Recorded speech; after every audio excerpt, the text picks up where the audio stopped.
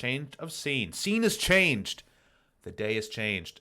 Game number 2, G2 versus Origen. Definitely a shorter game. Definitely going to be different things to look at. Red. They want the counter pick. They want to have I really those need options. to remember to shut up, Vedius. He shut up now, thankfully. And yes, it's still light mode. Screw you guys. So, game number 2, G2 Esports versus Origen. G2 staying on the blue side. So, remember, when it comes to G2, we are very much thinking that Rise is a champion that can't be left open. And we just had game number 1 where Rise was left open and was the reason the game went so long. Again, my analysis is that Rise and Rise is so flexible, and especially in top has so many winning lanes, and in bot, even in mid lane, you can get through lanes and then just side lane, that he kind of does everything better as a champion. And G2 are so good at using realm warps, so it really feels like leaving Rise open against G2 is asking to lose.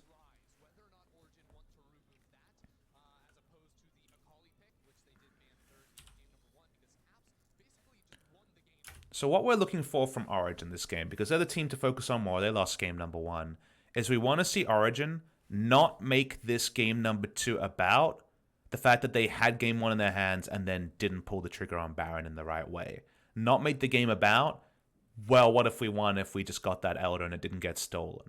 We want to see Origen return to their game plan, not make the series about why they lost, and especially not become more and more focused on like getting into their own shells. Because my read on Origen, a team that's naturally lower champion kills per minute, naturally more defensive team, is that when a defensive team loses a game like game number 1, then they get more defensive. And I think against G2, with where the meta is at, with how much gold there is, if you get more defensive as a defensive team, I think you just miss out on so much gold in the first 14 minutes and then just in general lose. So to me, tilt would be Origen continuing to make inaction rather than making more action-packed plays.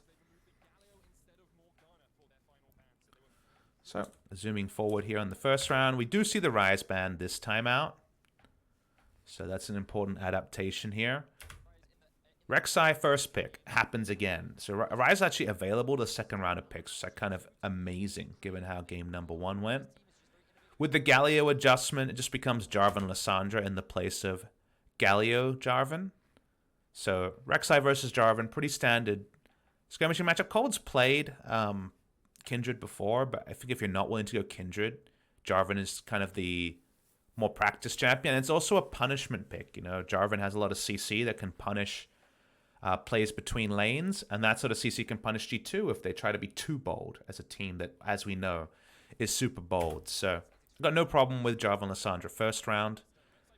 Alfari plays a lot of Kennen. I could see him playing top Lissandra, but I don't like to give people respect on top Lissandra until I see them play it in pro, because I feel like that's something that teams don't scrim that much and thus won't play in pro games. And we're seeing a duo of picks, and it's not the Sonataric that might be really big in all finals played this weekend, but it's going to be Xayah Rakan. I think Xayah Rakan's pretty underrated as a duo lane after the Rakan buffs and the Xayah buffs. Like, you know when like a champion has his core items buffed and the champion gets buffed and you're like, okay, that's a really big double buff. Whenever Xayah and Rakan get buffed, it means that Xayah Rakan, which always is pretty good, suddenly becomes great. And the fact that you can, you know, pick it on blue side blind, remember they don't know the AD carry or support of the enemy team, and often win 2v2s, I think Xayah Rakan is pretty close to being back in that spot. And my worry here actually began here. This was the sign to me that Origen might be tilted. And I'm using tilted very liberally because it's a term that I say in my normal life. Like, I'm not trying to say that, like, I'm not trying to presume the mental state, but the Tahm Kench pick was one that actually frightened me a bit, because first pick Rek'Sai is very hard to react to in terms of a skirmishing advantage. So if you want to be like, you know, what is this power here and what's the power there? It's very hard to respond to Rek'Sai and get a winning lane matchup if you're not willing to go Kindred. So they go Jarvan, and you're like, okay, that's fine, but you still overall give it to Rek'Sai early. And then when Xayah Rakan comes down, and you see Tahm Kench, Like, Tahm Kench is not a lane answer to Rakan. The lane answer to Rakan is Morgana, Caitlyn Morgana, the LCS special, for example. The Tahm Kench, yes, can interact with this lane fine, but it's very hard to find a winning 2v2 the moment you commit to first round Tahm Kench. They're going to potentially take 80 carry bans. If you're thinking of power Tahm Kench lanes, maybe Varus Tahm Kench, maybe Ashe Tahm Kench. But I mean, Ashe Tahm Kench can be interacted with, and Varus Tahm Kench does pigeonhole yourself into a kind of a specific style. Like, Braum is up here, and Braum can fight and also doesn't reveal anything about your draft. And they go Tahm Kench, and I was like, oh, that's not a fast champion. That's a slow champion. It's a scaling choice. It's not likely to get a priority lane. That's where I was worried that Origen might be taking the wrong thing from game number 1. So we zoom through. Corki ban against Caps. G2 are definitely a team that might consider just picking Corki for lane, and then suddenly you got counter picks everywhere, right? And that's not something you want to give over as Origen, especially after you already invested in the Tahm Kench. Zed ban is an interesting one. Something that Nuke Duck played, obviously, against G2. Like, what's the champion that you want to play that brings up a Zed ban is kind of what I'm wondering here. I know, like, Froggen would take Vel'Koz, and obviously Zed would be a nice coverage ban for that. They take the Varus, which is the strongest possible 2v2, so it's not a straight-up losing lane. It's one where I think the power in the lane does fluctuate quite a lot between specifically Zyrakan and Varus Tahm Kench. There's definitely item breakpoints for both that suit them just fine, but that's the decision there. And if you're going to take Tahm Kench, this is at least, okay, we're going to have some power in this spot. And then here's where things get hard, because this is what happens when G2 don't first round their solo lanes. They're able to get flexible. And we know Wunder and Caps can both play Swain. And we know that Wunder and Caps are going to be duos that can pretty flexibly lane assignment if they need to shift up. So even though, if you're playing against Kingzone Dragon X, right, and they've already shown top lane Lissandra,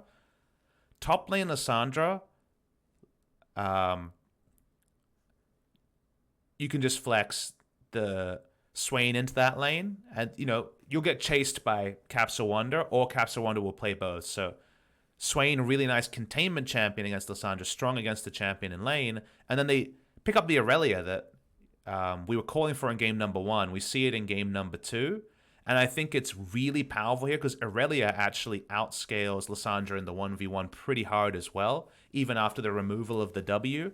If for whatever weird reason you end up with Aurelia versus Lissandra mid, yes, Lissandra's better in that matchup than before because you can you don't get the damage reduction on W, but Aurelia is actually very decent in that matchup. And you now have 2 champions that will beat Lissandra at some point in the game in the side lane. So Lissandra already doesn't have a great lane assignment where the game goes, and all you're left with as Origen is, a counter pick. Now, have they prepared top lane Lissandra or not? You're going to guess more often than not no. So now you have to pick something against Aurelia, and then winning lanes against Aurelia are at a premium as well, and you might end up with Swain. So you're kind of like, what do we pick that beats Swain and Aurelia, which is like the ideal for a 5th pick on red side? It's almost no champion in the game. I guess you could try Jace, but Jace actually has a lot of trouble against one item Aurelia, does well against her early, and you won't always get the lane assignment you want. And so what can you do? They think got a couple. If you go GP in this spot, GP doesn't do well against Aurelia, can farm against Swain for some of the matchup, but GP can ult bot lane. And then maybe Varus, Jarvan, Lissandra can all pack into bot lane. But there's also a reality that GP might not be able to lane against either as the game goes on, right? So they consider their options with the GP, and instead they say, all right, we're going Lissandra mid, let's get Aurelia in the top lane. And Poppy is a pretty good matchup into Aurelia. It's very easy to drop a certain amount of Aurelia damage or negate her ultimate. Basically, you have 2 note buttons that are both super good. 3 note buttons if you include the wall slam. So they just go for a pick that I'd love to see in the LCK more. I'm so shocked that Sword has played no Poppy in LCK, but I think Poppy has a lot of good scenarios.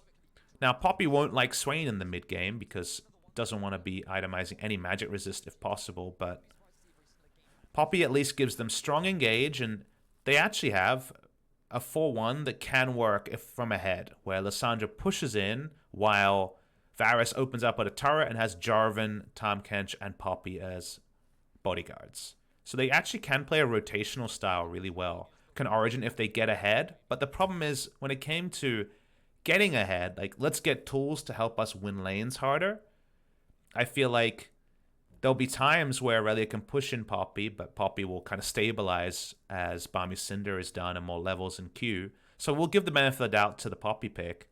I think Swain, he can be all-in very early in the game, but I think the item breakpoint to be able to answer Lissandra at kind of every turn is earlier than people think. It's like halfway through Out of Ages and a Merc Treads. And I think Zyra Khan I actually like this lane against Varus Tahm Kench unless there's quite a significant amount of gold that's gone to Origen's duo lane. So I feel like they didn't get a lot of counter picks to get lane assignments. I feel like more often than not, G2 actually finds a kind of unassailable state, kind of like the Urgot versus Hecarim advantage that Origen had in game number 1. And I think it shows off what G2 can do. On the blue side is to pick Swain, Irelia, Ryze, Aurelia, and then there's just no overlapping champion pool that beats both, and then even if you get the matchup you want for a while, eventually you just go to the side lane and those side laners can't follow. What's the reason in Varus over any other AD carry available? If they don't pick Varus, they hard lose against Zyra Khan. He's the strongest possible 2v2 choice here. So they pick Varus to try to fight for the lane. And while it might be a 55 to Varus Tahm Kench, it's definitely no more than that. It's closer to 50-50. But these flexes are a real G2 staple ever since Perks and Wander at Worlds. We see it now with Caps. No surprise it changed there. And again, this is why blue side G2 is so scary to me, because there's just not champions that answer Ryze flex late in the game. And they're lucky that this time Ryze is banned, and yet it still got to a pretty tricky spot that was only going to work from time to time. So this is going to get a replay, but we'll let this play out. I really, really, really love this play. And it's a lot about where we're at. G2 just were able to outlast Origen in a game that Origen for sure should win. Origen is in the position where he should be. They should have won game number 1. They had control of the game for a lot of the early game. They outplayed G2 early. And then G2 made decisive calls that won them the game. So G2's response is to look for a level 1 cheese. They start with the W on Rakan. And with a team who is definitely going to be, at minimum, at their wits' end and frustrated and like, okay, yep, we need to remember what the coach said. And we can beat G2. We know we can beat G2. That just means that getting a level 1 advantage is going to have a way bigger impact than if this was a random best of 1. This is a best of series move, and it's G2's first best of series of the season. And that shouldn't be forgotten here. These are the sort of plays we were lost in LEC being best of 1. We would have seen things like this way earlier during the regular season in a best of 3 league, but because we only get best of series now, we're delayed smart moments like this for G2 to flex their chops. Their level 1 is Grand Entrance, Swain, and we already know that Swain is so good as a combo with any CC, and other reliable CC tools. And a very standard defensive fan. And remember, Origen are a standard team that want to play low champion kill per minute game. They're very likely to open pretty much the same way each game they play.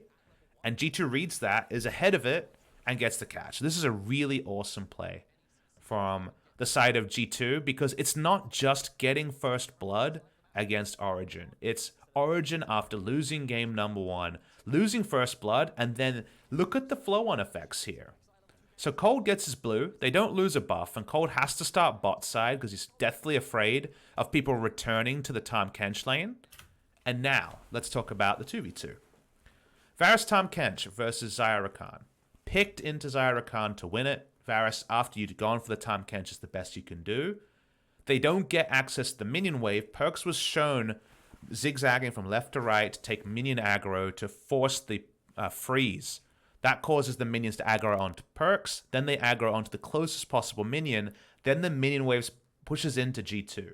So in a lane where Varus Tahm Kench wants to have control and to push in, and then Varus just pushes, auto attacks, and gets devoured, they're actually going to get much less access to level 2. It's going to be later. And lane control is actually potentially never going to come for Varus Tahm Kench in this lane. So the flow-on effect is not just, crap, we died at level 1, that feels bad. We had game number 1 stolen from us, that feels bad. It's also, this lane that we picked for is going to go worse than expected. So when you get all of those things, then things get really tricky. Because Cold now kind of has to spend way more time bot side than he would like. Jankos feels strong to walk up and contest the crab for at least the start. He's not going to repeat the mistake of game number 1. It's kind of surprising that he doesn't just take topside scuttle, because if you go red buff into full clear top, you always get a scuttle here because Cold has to start bot side, but instead he pushes into the scuttle and just loses it and gets double scuttled again. Like, this is actually a pretty big mistake by Jankos in terms of pathing. And Cold's pathing in game number 1, which we saw the I will dominate praise, and I think we also had nice things to say. Jankos' pathing is pretty bizarre given the game he's in. He gets the guaranteed level 3 from power farming through bot, and even though bot lane is basically an open lane for Zyra Khan to take advantage of, he gets double scuttled and triple buffed. Like, that should never ever happen. So definitely need some adaptation there from Jankos in this game. Really good turret dive.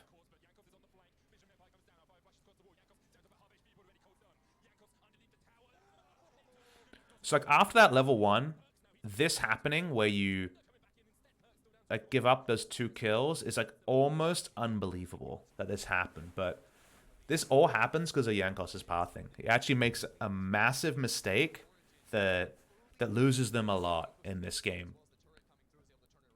You have to remember through all of this, Cold has to stay bot lane because it's no flash level 1 Tahm Kench with no lane control after a freeze. So topside the map, free scuttle to take, free turret dive to repel, things like that. Bot side scuttle, you're not actually going to have Swain walk in with you, and they didn't have bot lane rotate fast enough. So double scuttle into a blue buff steal and turret dive happens. And of course, Irelia is turret diveable.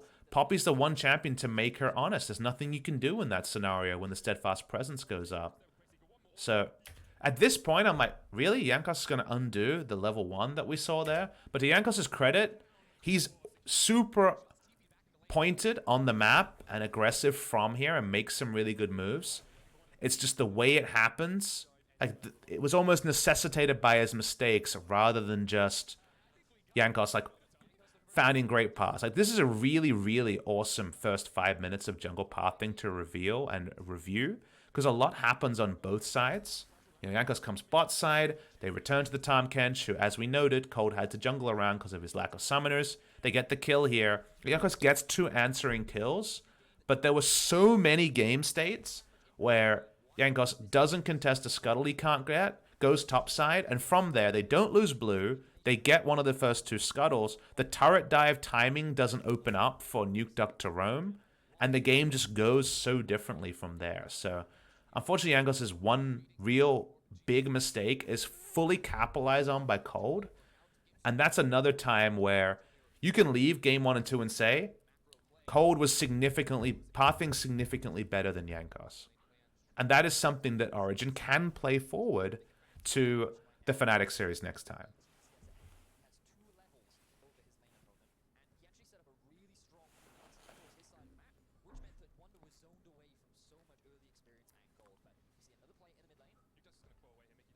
And Mickey already roaming on the map, as we can see. So 2-level lead top side. Now this minion wave will get it to level 5, but nice big lead to Wonder, to Alfari in the top side, and can always turret dive with Reckless Abandon. Cold's gone Electrocute, which means that these early ganks hit a bit harder. Sort of game where you look at the comp that Origen has, and you kind of... I really want to see Warrior Jarvan here, and he's going Warrior Jarvan, which is good to see. I couldn't remember if it was... Cinderhawk here is a mistake, because you have a tank top lane, a tank support, and your mid laner can zone as if she's a tank with self-ult, so definitely smart for Cold to go Warrior Jarvan in this game, and of course helps him fighting against the Rek'Sai a lot more reliably if you get the drop on her.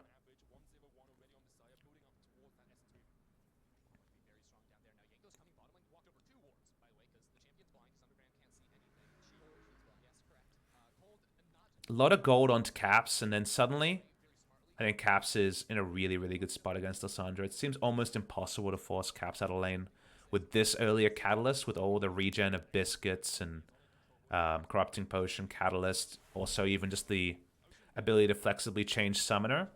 So that means that Swain will keep Lissandra accountable earlier than usual. I think usually in this spot, you can actually fight for this Drake that goes the way of G2, because Caps isn't strong enough and doesn't have the mana and health sustain in order to rotate over. Instead, it happens way earlier than expected. So it's a good Drake timing around a lane that's winning. Perks is smashing in the 2v2 because Patrick had a lane that was being frozen on him at level 1, entered lane late, and Tahm Kench had no summoners. So there's just no way to salvage this lane. Perks talked about it in the post-match interview of this series about, like, there's nothing he can do in this game. And you ask, well, what does Origen's comp do? And the big thing this comp does is siege well. To siege well, you need lane control, you need tempo, and you need to be able to take mid lane turret and put wards on your flanks. That's how a siege comp works. That is what they're good at, but you don't have lane control at level 1. That's a bad sign for getting that control. And then we get plays like this. It's a very extended play that comes up here.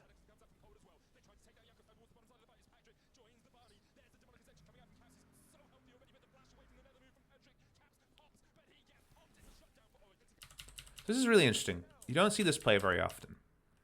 So what you see here is that Origen come in, and they want to contest the G2 blue buff. Remember, they took the first blue buff, so they had exact timings on that. And then a fight starts, and the item timings here are definitely different to usual. At 9 minutes, it's very uncommon for a Swain to have Merc Treads and Catalyst. So this Swain is definitely fight ready. Doesn't have stasis just yet, which can obviously be very important in this. The Jarvan comes in. There is an item disadvantage on Cold, which is, you know, Warrior Enchant actually, when you complete it, gives a lot of selfish stats. And Nuke Duck's in a decent spot. So Origen walk in thinking there's going to be no fight. And G2 already have 3 members there faster than Origen can ever get 3 members there. Good stasis timing. Cold actually, the Vanguard's Edge doesn't really do anything to open up this play. And Patrick makes a super bold call on paper, because he teleport flanks as an AD carry, right? He's the one who's stopping G2 from leaving defensively. So he's actually, you know, teleport flanking as if he's Kennen. But he's on the Varus, and what you can notice is Wonder tried to impact the backline, couldn't do it, and thus now is in the river. And from there, Origen can actually keep the fight going, and G2 don't actually have any defensive terrain to go to. So it's a super bold call to teleport flank as AD carry. It's almost always wrong. You know, 2019 ADC TP's lull, by the way, is kind of what you're thinking you're going to be saying. But given actually how the setup is here from the side of Origen, and the fact that Wonder can't re-enter the fight, it's actually a master stroke. This is a super cool play from an AD carry, but it has a further cost. The problem it gets them a 2-for-1 kill trade. And on that call, you're like, great play. You know, you go over it, you see what happens. All right, great play. They get in there. I'm amazed Origen could do this after the game for G2. But the problem is it further puts Patrick in a hole in terms of the 2v2. So now Mithy is 0-2-0. He's going to have his items nice and late. Patrick is 28 CS behind and was able to pick up some gold on this trip, but any dream of lane control here is dead forever. And Essence Reaver is already done on Xayah, and of course Xayah's at a really high power ebb here. So you could argue that he would have stayed in lane and continued to lose a little bit more, but the end result of this play, unfortunately, for OG is on a timing-based comp, and remember, Origen want to group and siege and make the game predictable. Their timings are going to be late, and G2's timings are early. Already we discussed on Swain, this Xayah is pretty monstrous for 10 minutes as well. Very, very hard to counter-rotate as Origen's comp, but very, very strong at rotating. What that means is that with map control, getting Tahm Kench, like Tahm Kench ult use second to get to places, TP on Nukeduck and Alphari use second. Yes, that works. So yes, you are able to counter-rotate, but showing up in those spots without damage items compared to what is going to be damage-ready G2 early is not a scenario you can salvage as well. So that's kind of the bigger presenting problem here. I like Caps' summoner spells, by the way. He's not inting. He's taking the come gank me in the mid lane without flash. I'm Swain with heal, cleanse, and Ravenous Flock.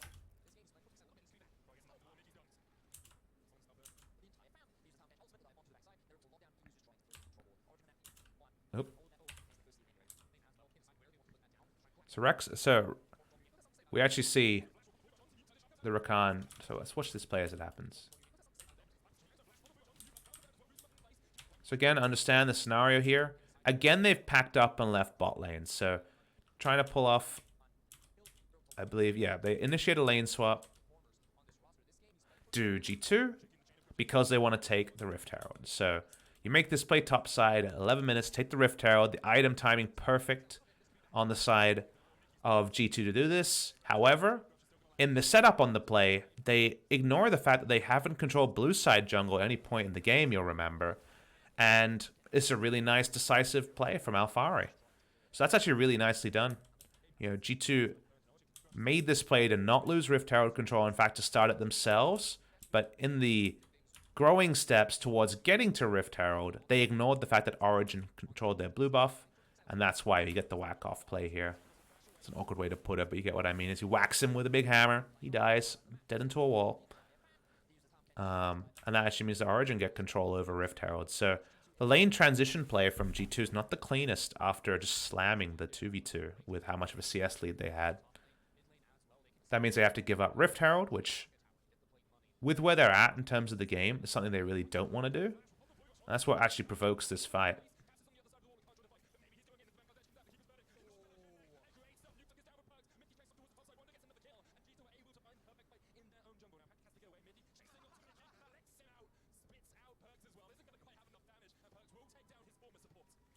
So this is a really, really cool play. So the moment that the Rakana's died, a lot of teams just give up the Rift Herald. They say, okay, we're still winning. Let's go get some turret plates and bot side. It'll be fine. But G2 knows that OG will group and try to take the Rift Herald and then fight. And you could try to make them bleed on other parts of the map, but the problem for Origen is if they don't take the Rift Herald, if they get the Rift Herald, their comp is so hard to defend. Because as G2, you look at them and say, all right, we don't have any true engage apart from Rakan inting into the backline. The enemy team wants to take mid lane turret, crack it, and then rotate around the map. And if a team with Tahm Kench gets the Rift Herald and then has a win condition of playing Siege game, like Rift Herald at 12 minutes, it's like their Baron buff. It's their thing they desperately want. This is what they really want. So G2 say, no, we're going to fight them. We're not going to try to take a trade and out-execute them later when they actually have a stacked deck with the Rift Herald and this Varus Tahm Kench comp. We're going to fight them now, which is bold. Like, don't get me wrong, it's bold. There's no gold lead here for G2, and they're, again, re-invading this side of the map they don't control. So Origen walked down, and Nukeduck sees the chance to just put Jankos in the death chamber. Makes sense, right? But this is a very extended play where you see what can happen. Wonder comes in, and actually, is a monster. Like, they're in a line because they're invading, and Wonder flashes over to buy time and then gets this stun. Like, how sick is this play from Wonder? I don't want those free turret plates bot lane. I agree with the team call. We're going to fight. Caps is coming from the flank. Xayah coming from the flank. There's no front line for anyone. This is insanely squishy comp from G2 at this point because Swain is not there to be a front line yet in the game. And then the E here onto 3 is just sick. And it feels like OG lose sight of Perks. So if you watch the minimap, Perks leaves lane and just walks into the brush and is waiting for them. And OG just lose sight because, like, all right, let's get away from this Aurelia. You can see Poppy trying to disengage on the bot side. Poppy gets actually no one. How does that work? Poppycopter comes up and then she gets stunned out of the Poppycopter, yeah? So the disengage is stopped. Nuke Duck face checks Perks because they've lost sight of the Xayah. And then this happens. Where this stun into grand entrance for a 2.5 second stun. And then Caps is like actually even stronger than anyone in Star Wars with this Force Lightning. Hits 3 members with the burst. And that CC Wombo into burst is dirty. Super well played from G2. And 4 people already instantly dead, right? Comes out of all of that. That was an utterly sick play from G2. Their early game was better in this game. And yet they still fell behind for a moment and they need to make a play and they get a 5-man collapse. Credit to Origen. They're still saying, we need this objective. We want a Rift Herald early. We're not going to be passive. And they try to make this bold call. But as it develops, there are multiple moments where they can bail out of looking for more. And instead, they chase further and further for more into their doom. And it required a really well executed G2 engage and Wonder pulling off a super play TP. But, again, now look at the game state where, let's again return to the win condition. Your Origin, you want to make this game about sieging. You didn't get the Rift Herald. And honestly, Patrick hasn't farmed in like 6 minutes. As Antikins is saying in chat, like, Varus is 40 CS down because Varus roam teleport ganked to get a blue side advantage and then teleported top side to answer a push and then DPS down on the Rift Herald. Like, unfortunately, Varus hasn't been able to farm because they're trying to make map plays, but they lost the map plays. And now the fact that Varus didn't farm sucks. Like, you are so far behind as Varus. Essence Reaver done ages ago. 3 kills, a 2-kill advantage, and a farm bounty. So it's a kill and farm bounty. That's a huge disadvantage for Varus. And that means that when you try to set up that siege, you're not going to have Rift Herald. It's not going to be early. Your 2 items are going to be late. And your siege is going to be worse. And then maybe you can't siege, is what I think the chat needs to appreciate here. Is your window to siege might actually be over. And a sieging comp usually just loses to a 1-3-1 comp. And potentially, you know, a team fight comp. It feels like G2 have the team fight and the 1-3-1 more often than not, because otherwise, if Varus is not doing damage, the Origin only have burst on Lissandra. Meanwhile, G2 have 4 people who do damage. So this is where it really felt like the game 1 loss, what's the word? Accelerated the Origin plays. Like, they felt forced to make super bold plays rather than trying to look for kind of smaller plays. And it's not the way you usually see Tilt manifest, but it's more just that's what game 1 left Origin with, and this is how they tried to respond, and unfortunately they overcorrected. Overcorrection is the word we would use for this game number 2.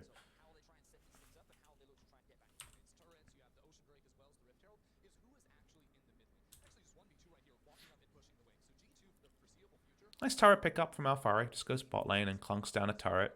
And Alphari does match Aurelia really well at this point. Sunfire Cape into more armor, and there's no way for Aurelia to interact with that lane 1v1. But while there are a lot of things where you can say, okay, Origin are up in gold, only down 1 kill, etc., etc., there are a lot of settlers if you're watching from a kind of soft perspective.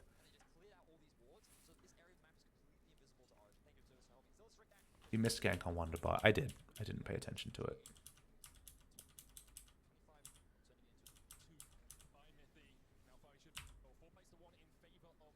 They got Wonder. It wasn't even shown on screen. Well, that's why you got the full turret. I'm using that everyone missed the play bot lane. It wasn't that important, guys. Don't worry.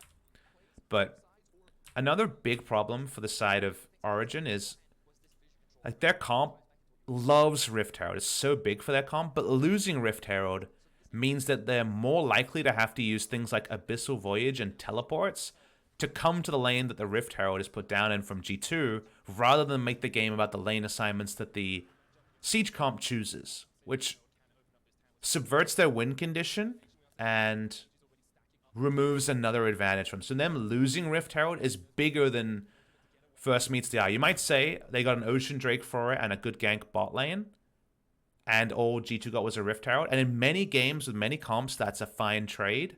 But in this game with these comps, that's a really bad trade for what Origen want to do and what they want the game to be about.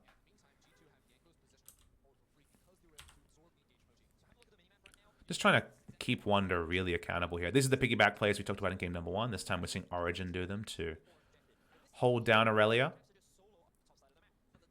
Gets a turret here. Really nice play from Origen. They're trying to expand on what they've gotten, which is that Aurelia is now, you know, feeling super defensive after being womboed down a couple of times. The Poppy is huge, right? Tanky even has magic resist, so able just to be a better team fighter. But what does Tanky Poppy do for the team comp they have? It goaltends sieging. It tanks Baron, but little else. G2 just come through mid lane, and now you're noticing what we're talking about. Those rotational plays, well, Abyssal Voyage is down, so they're coming to mid lane a little bit later. And they use the Rift Herald summon here. We should talk about this. So with Rift Herald, this play can never happen, but after Mithy took Patrick topside, they want to take this out of turret and make this game all about them. The Rift Herald allows this play to happen where Poppy has to abandon bot lane, and all the time invested into just shutting down Aurelia from getting a good back or getting her item completion or getting a turret is undone. That's what Rift Herald does. Rift Herald forces Poppy to move. Poppy can't stay bot, otherwise they lose in outer turret, and they probably get a charge on inner turret too. So Alphari, the only person with a lead, the only way that Alphari can transfer a lead in this comp is a negative one. It's a defensive rotation, not actually setting up for any sort of dive, so that gets Wonder the breathing room he hasn't had for a while. So, again, control falling apart here for the side of OG.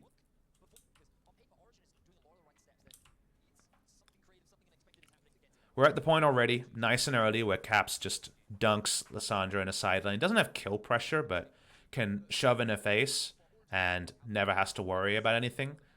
2v2 wise, not enough damage on Cold to beat him, and Swain probably doesn't actually lose to Lissandra plus Jarvan. So because of that, Swain doesn't have to care too much. Caps finds the time. I love that he does stuff like this. Like, Caps could use this scenario to win top lane harder, but even though there's no Drake on the board, he decides to roam mid lane for another advantage. So he's roaming to mid lane. They take the mid lane turret. That mid lane outer could have lived a lot longer if Caps just focused on beating Lissandra harder, but instead transferred his lead. Caps always looking at the map. Impressive for a player who's so much about the 1v1 usually. Another time where you pause and say 20 minutes in, no 2-item Varus compared to 2-item Xayah already. Swain is already a hardcore team fighter, has his own use before his Rite of Ages done stacking, and, you know, Warrior Enchant Rek'Sai and Triforce Aurelia will always single out someone and probably will just dive onto the Varus. So you're already feeling like Varus will do less damage than expected, and there's just enough threats that he's going to be zoned out, and Lissandra can't do the heavy lifting for the other champions on the side of OG.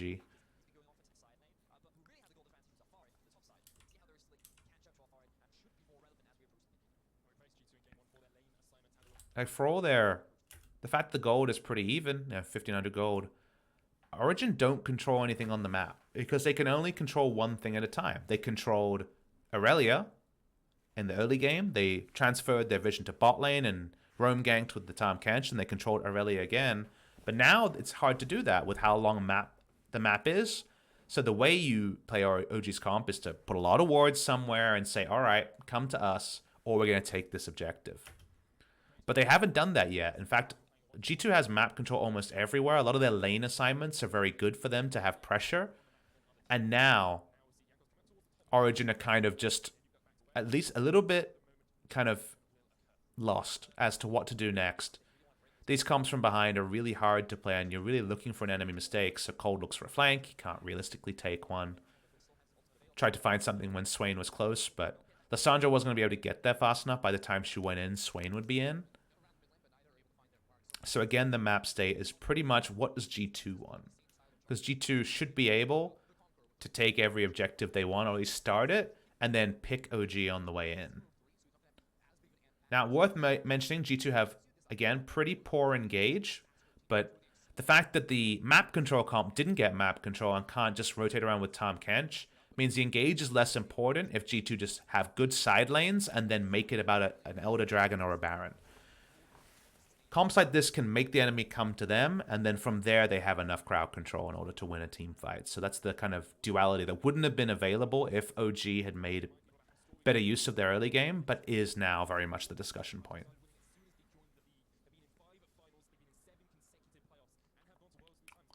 G2 used to be a good team. This is so...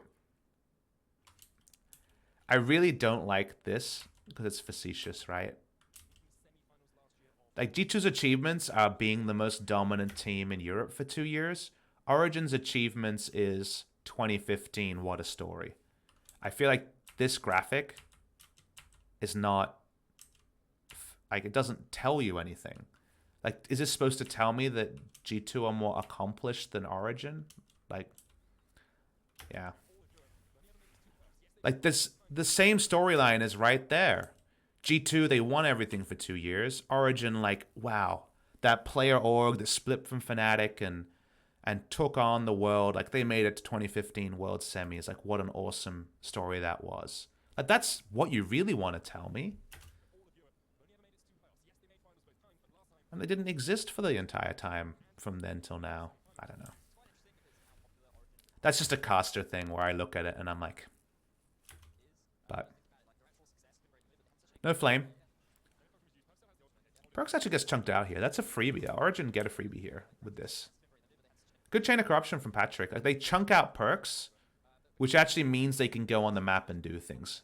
Usually you wouldn't see a chunk like that coming. But this is a cool play from Origen. Like, they chunk out mid. They try a global play. Like, it's definitely not high percentage, but... with the fact that the early game hasn't gone their way, they only have so many options as to how they can play out the game.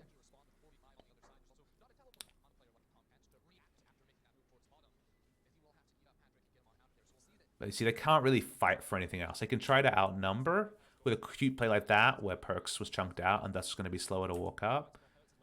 But G2 have a lot of time to do their gardening, you know, mow the lawn, push things out, do their chores, as you think of. And I feel like the pushing out of lanes and putting down smart wards really fits in with the chores analogy, because it is a lot like a chore.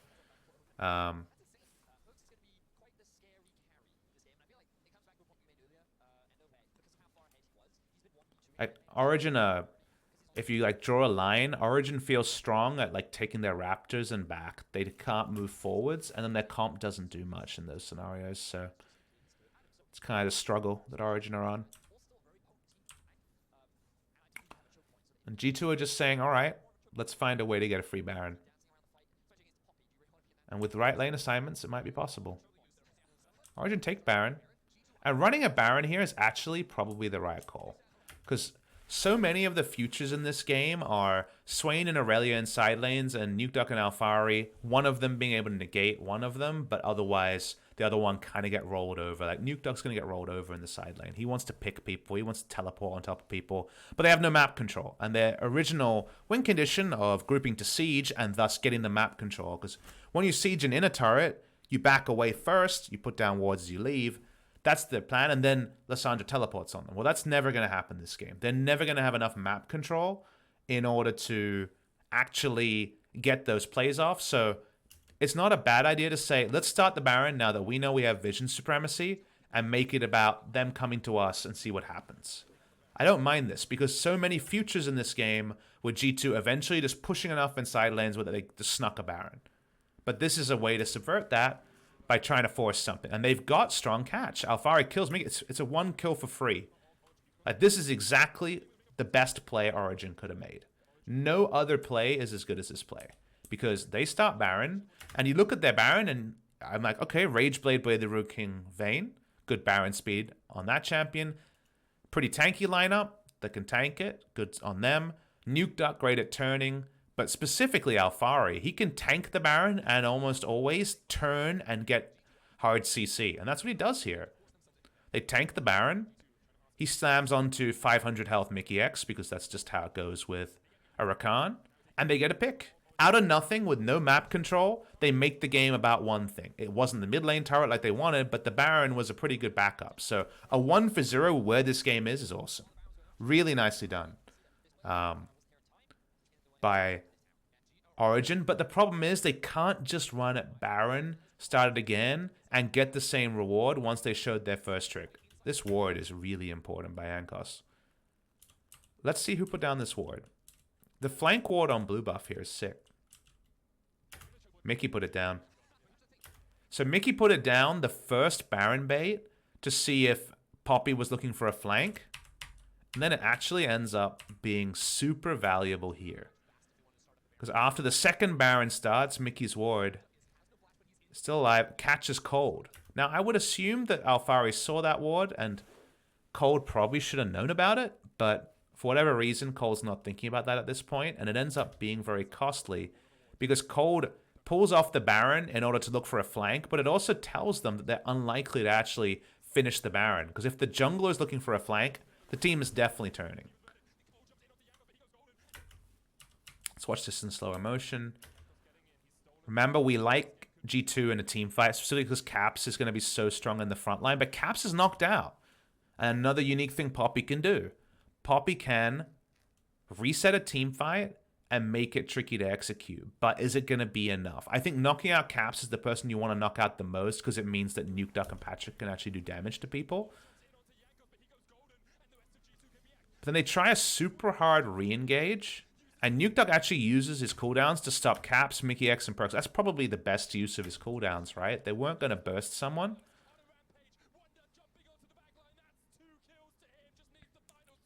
You see how hard it is. Like, the 5v5 lead is really big. That's probably the best person you could knock away. And yet,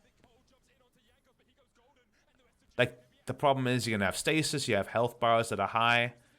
Like, you don't have many options as Origen to win a team fight, given how the early game went and the fact that Patrick's items came in late. I think that was... Like, the correct answer is you don't force the Baron a second time, which is why I said, oh, I don't know if you're actually going to be able to force the Baron a second time. But if you force the Baron a second time, that fight probably never goes much better for Origen. You know, it probably never goes much better for Origen. And yet G2 slams them. And then G2's just going to get everything from here. Okay, there was this TP play. I had forgotten this one, but it's after the Baron's done. This is just bonus kills, right? This is chasing the loss from Origen's side. Trying to make something happen before Rico's coming. Because when G2 shops, their gold advantage they pick up from this shop is going to be felt in multiple lanes. And again, Origen will never get the group fight. And they have to fight grouped. Again, remember that Origen, their comp is very weak playing 3 lanes. And can only be played in 1 lane. And they're behind, so obviously they didn't get the timing they wanted on that. But that's why Origen's chasing it. They're saying, all right, let's outplay them. But these sort of areas where it turns into multiple skirmishes and shot calling are exactly G2's bread and butter. They're very rarely outplayed in these sort of scenarios, and it just ends up being killing fields again. It just ends up being a firing range.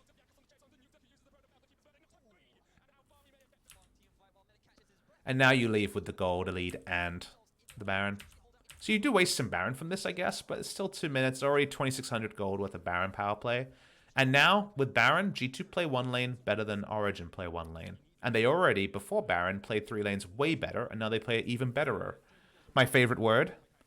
The wallet smack that Chad is asking for is definitely in full effect here, because now G2 can pretty much choose any lane assignment, including Rakan 1 and 4 members of G2 mid lane, and it's correct. Like, What is this lane assignment? Like, Rakan is bringing up the minions while 4 people push bot. But because they have this much of a gold lead and the Baron buff, it's fine. Cool. Best use of Baron buff I've seen all day. Yeah, and you can brute force here. Normally it's impossible to brute force because Lissandra and Poppy have so much threat onto someone walking up to hit an inhibitor. And Varus has strong wave clear, but in this case it doesn't matter.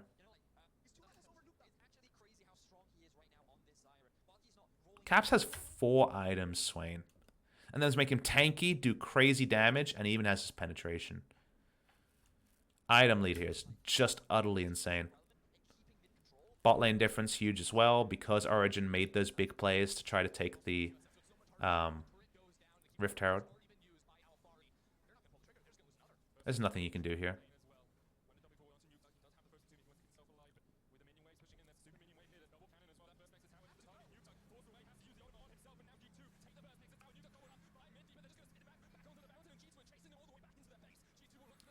The game just ends in this push. There's no real kind of points to discuss about this. This is very much just getting a quadra kill after ulting backwards.